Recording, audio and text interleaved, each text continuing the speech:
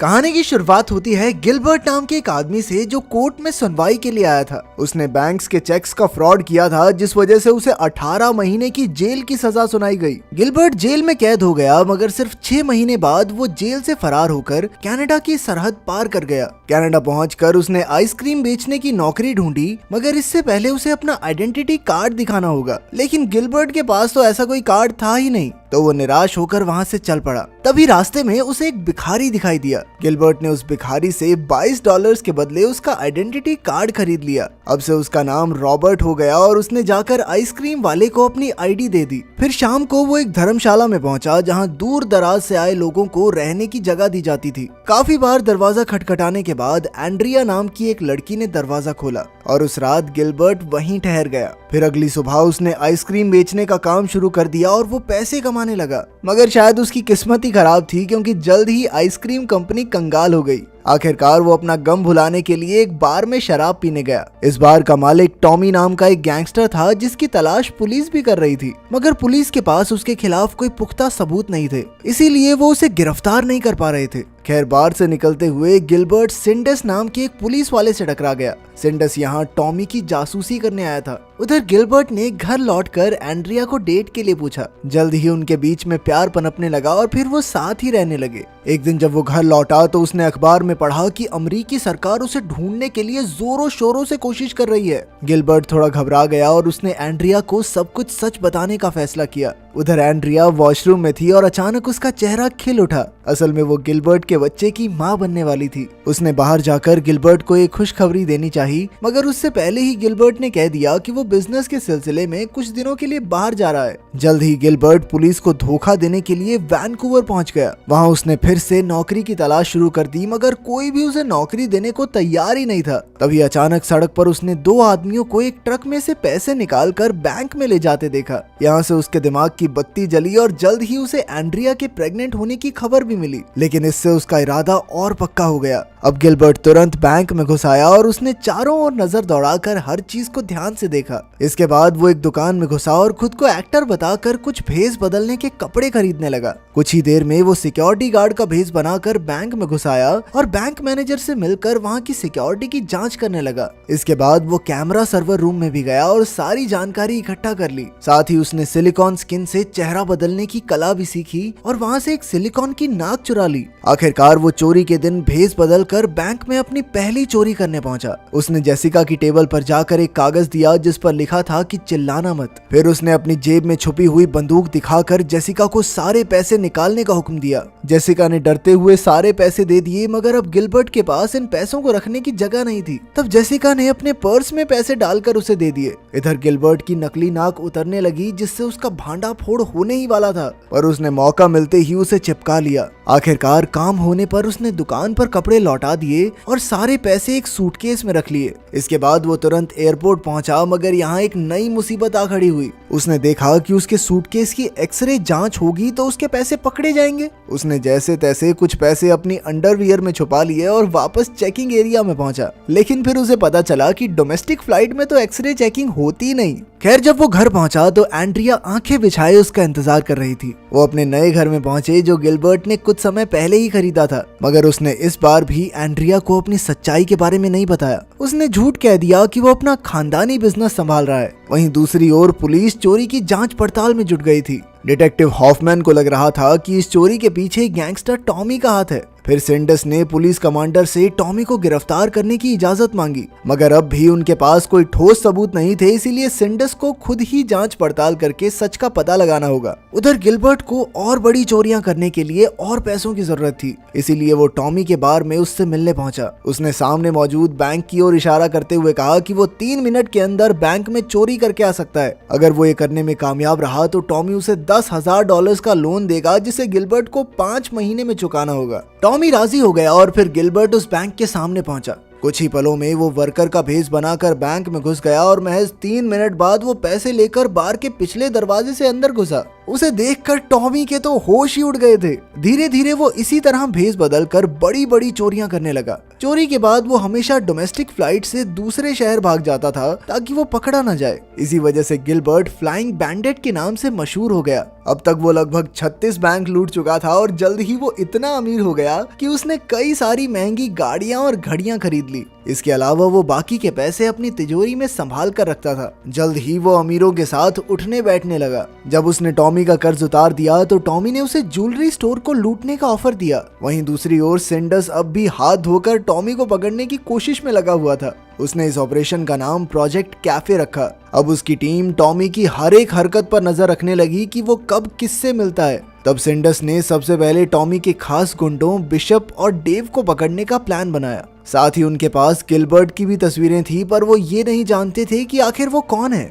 इधर गिलबर्ट अपने घर पर था कि अचानक एंड्रिया उसके कमरे में आ गई। गिलबर्ट ने ढेर सारे पैसे बेड पर बिखेरे हुए थे, तो एंड्रिया ने उससे पूछा कि आखिर इतना सारा पैसा आया कहां से। तब गिलबर्ट ने उसे सच बताया कि उसने बैंक लूटा है, मगर एंड्रिया ने उसे ये साबित करने को कहा कि वो किसी को नुकसान नहीं पहुंचाता। फिर अगली सुबह गिलबर्ट एंड्रिया को अपने साथ ले गया और उसके सामने बैंक लूटा। उसकी काबिलियत देखकर तो एंड्रिया भी दंग रह गई। कुछ ही पलों में गिलबर्ट ने लूट के पैसे लाकर एंड्रिया के हाथों में रख दिए। आखिरकार घर लौटकर एंड्रिया ने उसे वादा करने को कहा कि वो पकड़ा नहीं जाएगा और एक समय के बाद ये काम छोड़ देगा। उधर टॉमी के बार के बाहर हम सिंडस को नजर रखे हुए देखते हैं। तभी गिलबर्ट टॉमी से मिलने आया और वो दोनों फिर से एक ज्वेलरी स्टोर को लूटने का प्लान बनाने लगे। तब टॉमी ने बिशप को लूट के दौरान गिलबर्ट के साथ रहने का हुक्म दिया। कुछ देर बाद जब गिलबर्ट टॉयलेट गया तो सिंडस उसके पीछे आ गया। उसने टॉमी को भी चेतावनी दे दी कि जल्द ही उसके खिलाफ अरेस्ट वारंट निकल जाएगा। फिर सिंडस ने गिलबर्ट को देखा तो उसे शक हो गया, क्योंकि गिलबर्ट के चेहरे पर अब भी सिलिकॉन लगी हुई थी। बाद में सिंडस ने सभी कॉस्ट्यूम स्टोर्स में फोन करके जांच की।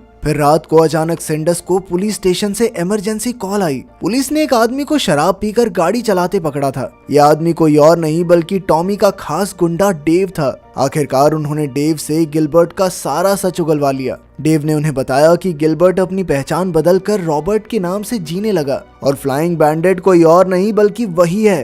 फिर डेव ने खुलासा किया कि गिलबर्ट एक बहुत बड़ी लूट की तैयारी कर रहा है। ये जानकारी पाकर सिंडस तुरंत लूट की लोकेशन पर पहुंच गया। अब वो इस केस को सुलझाने के लिए बेहद उत्सुक था। सबसे पहले सिंडस ने उस दुकानदार से पूछताछ की जहां से गिलबर्ट भेस बदलने के लिए कपड़े खरीदता था। फिर उसने लोकल पुलिस को भी खबर कर दी कि आज शहर में चोरी होने वाली है। जल्द ही उसने शहर के सभी बैंक्स के बाहर पुलिस वाले तैनात कर दिए। वहीं दूसरी ओर गिलबर्ट और बिशप कैमरा ठीक करने वालों का भेस बनाकर अपने काम में जुट गए थे और उन्हें एहसास ही नहीं हुआ कि कई पुलिस वाले उन पर नजर रखे हुए हैं। जल्द ही गिलबर्ट ने ज्वेलरी स्टोर में जाकर दुकानदार से सारे जेवरात एक बैग में डालने को कहा। वहीं बिशप दरवाजे पर नजर रखे हुए था कि अचानक उसने सिंडस को आते हुए देखा। अब वो तुरंत वहां से भाग निकले और जैसे तैसे पुलिस की नजरों से बच गए, मगर बदकिस्मती से बिशप का हथियार दुकान में ही छूट गया था। इधर पुलिस अब भी उनका पीछा कर रही थी, लेकिन उन्होंने जो यूनिफॉर्म पहनी थी वो कई दूसरे लोगों ने भी पहनी हुई थी, जिस वजह से पुलिस असली चोरों को पहचान नहीं पाई। मगर सिंडस भी कम चालाक नहीं था। उसने अचानक फायर अलार्म बजा दिया, जिससे मॉल के सभी लोग घबराकर भाग गए। तभी उसने गिलबर्ट और बिशप को पहचान लिया और अपने आदमियों को उनके पीछे भेजा, मगर अंत में वो दोनों सिंडस को चकमा देकर भागने में कामयाब रहे। बाद में गिलबर्ट ने एंड्रिया को फोन करके सारा सामान बांधने को कहा, क्योंकि वो आज ही यहाँ से निकलने वाले थे। वहीं बिशप वापस टॉमी के बार में आ गया। जब गिलबर्ट घर पहुंचा तो उसने देखा कि एंड्रिया के पेट में दर्द शुरू हो गया था और अब किसी भी समय उनका बच्चा पैदा हो सकता है। गिलबर्ट बिना समय गवाए उसे हॉस्पिटल ले गया, जहां एंड्रिया ने एक लड़के को जन्म दिया। वहीं दूसरी ओर पुलिस ने गिलबर्ट के घर पर छापा मारा, लेकिन वहां तो कोई रहता ही नहीं था। असल में गिलबर्ट बड़ी चालाकी से टॉमी की मदद लेकर दूसरे घर में रहने लगा था। खैर, फिर पुलिस दुकान में मिले उस हथियार की जांच में जुट गई। वहीं गिलबर्ट कहीं दूर अपने बच्चे का पालन पोषण कर रहा था। गिलबर्ट आजकल कुछ ज्यादा ही फ्री था, तो एंड्रिया एक बार फिर से प्रेग्नेंट हो गई। इसके बाद एक दिन अचानक टॉमी गिलबर्ट से मिलने आया। उसने गिलबर्ट से आगे के प्लान के बारे में पूछा, क्योंकि वो फिर से गिलबर्ट से चोरी करवाना चाहता था। मगर गिलबर्ट ने ऐसा करने से इनकार कर दिया और टॉमी के जाने के बाद उसने अपने जमा किए हुए पैसे देखे। उनके पैसे लगभग खत्म होने वाले थे, पर फिर भी एंड्रिया ने उसे दोबारा चोरी करने की इजाजत नहीं दी। मगर अगली ही सुबह जब एंड्रिया सो रही थी तो गिलबर्ट एक खत में अपना पता लिखकर घर से चला गया। जब एंड्रिया की आंख खुली तो उसे एहसास हुआ कि गिलबर्ट जा चुका है। तभी फोन की घंटी बजी और एंड्रिया ने फोन उठाया तो सिंडस ने उससे गिलबर्ट का पता पूछा। एंड्रिया ने कहा कि वो तो घर पर है ही नहीं। फिर सिंडस ने सभी एयरपोर्ट्स पर फोन करके पूछताछ की पर कोई फायदा नहीं हुआ। फिर इत्तेफाक से उसने अखबार में एक और एयरलाइंस की ऐड देखी जो उनकी नजर से छूट गई थी। अब उनकी टीम तुरंत उस एयरलाइन की फ्लाइट की जांच में जुट गई। उधर गिलबर्ट एक होटल रूम में अपने प्लान की तैयारी कर रहा था कि अचानक उसे एंड्रिया का फोन आ गया। गिलबर्ट ने एक बार फिर झूठ कह दिया और एंड्रिया को 5 बजे एयरपोर्ट पर आने को कहा। इसके बाद उसने पहले की तरह भेस बदल कर बैंक लूटा और अपना बैग भरकर बाहर आ गया। फिर उसने देखा कि उसके जैसे कपड़े पहने कई लोग बैंक में मौजूद थे। इस वजह से पुलिस वालों ने किसी और को ही गिरफ्तार कर लिया और गिलबर्ट मौके का फायदा उठाकर बाहर आ गया। उसने टैक्सी को आवाज दी मगर वहाँ कोई टैक्सी थी ही नहीं। असल में पुलिस ने सभी टैक्सीज को दूसरे इलाके में भेज दिया था। तभी गिलबर्ट की नजर एक ऑन सेल कार पर पड़ी और वो गाड़ी खरीद कर निकल पड़ा। जल्द ही सिंडस ने बैंक में पहुंचकर सबको गिलबर्ट की तस्वीर दिखाई। तब एक पुलिस वाले ने कहा कि उसने गिलबर्ट को गाड़ी में भागते हुए देखा था। उधर गिलबर्ट एयरपोर्ट पर चेकिंग करवा के आगे बढ़ गया मगर तब तक एयरपोर्ट पर गिलबर्ट के फरार होने की खबर पहुंच चुकी थी। एयरपोर्ट वालों ने तुरंत सिंडस को खबर कर दी और सिंडस ने उन्हें गिलबर्ट की फ्लाइट को रोकने को कहा। पर हॉफमैन ने कहा कि इससे बढ़िया ये है कि वो फ्लाइट लैंड होते ही उसे पकड़ लें। इसके बाद वो दोनों हेलीकॉप्टर से गिलबर्ट का पीछा करने लगे। उधर जब गिलबर्ट फ्लाइट से बाहर आया तो एंड्रिया उसे लेने आई। तभी अचानक पुलिस की गाड़ियों ने उन्हें चारों ओर से घेर लिया। जल्द ही गिलबर्ट को गिरफ्तार कर लिया गया और सिंडस ने उससे पूछताछ की। एंड्रिया को गिलबर्ट पर बहुत गुस्सा आ रहा था क्योंकि उसने मना करने के बावजूद भी चोरी की और जब उसे पता चला कि वो तो गिलबर्ट का असली नाम भी नहीं जानती तो उसने उससे तलाक ले लिया। बाद में टॉमी गिलबर्ट से मिलने आया और उसने कहा कि उसने ही पुलिस को गिलबर्ट के खिलाफ गवाही दी थी। आखिरकार गिलबर्ट को 59 बैंक्स लूटने के जुर्म में 20 साल की सजा सुनाई गई। तो क्या गिलबर्ट को सही सजा मिली या फिर तुम लास्ट तक सोच रहे थे कि काश ये बच के निकल जाए? कमेंट्स में जरूर बताना। मिलते हैं अगली वीडियो में।